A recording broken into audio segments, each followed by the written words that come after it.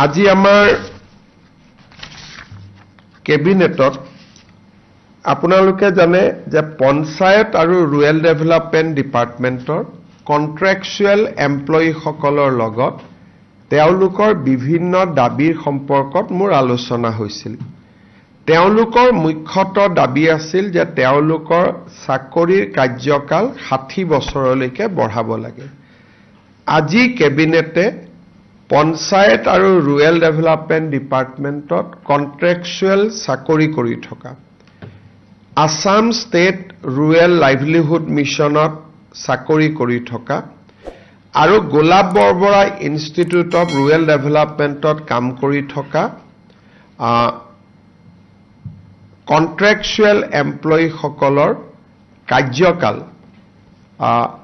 সেই সকলৰ বাবে 60 বছৰলৈ বৃদ্ধি কৰে, যি ইতিমধ্যে 45 বছৰত ভৰি দিছে।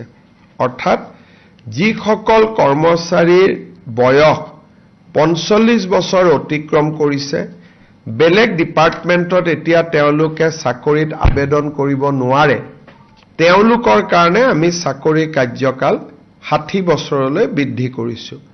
45 বছৰৰ তলৰ লোকসকলক আমি এই কাৰণে বৃদ্ধি কৰা নাই কাৰণ তেওঁলোকৰ হাতত এতিয়াও বয়স আছে, যদি ভাবে তেওঁলোকে আন ডিপাৰ্টমেন্ট বা আন ৰেগুলাৰ চাকৰিটো যাব পাৰিব।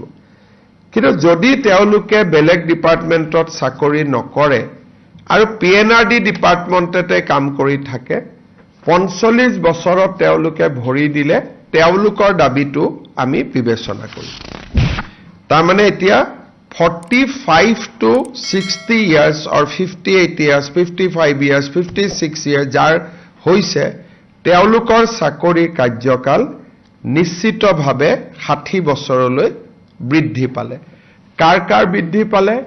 পিএনআৰডি ডিপাৰ্টমেন্টৰ এমজি এনৰেগা পিএমৱাই আদিত কাম কৰি থকা contractual employee, Assam state rural livelihood মিছনত কাম কৰি থকা কন্ট্ৰাকচুৱেল এমপ্লয়ী আৰু এছআইআৰডি বা Golap Borbora institute of rural development ডিপাৰ্টমেন্টত কাম কৰা কন্ট্ৰাকচুৱেল এমপ্লয়ী সকলে এই 60 বছৰলৈ চাকৰি কৰাৰ সুবিধা পাব, যদিহে তেওঁলোকৰ বয়স 45 বছৰ অতিক্ৰম কৰিছে বা 45ত ভৰি দিছে।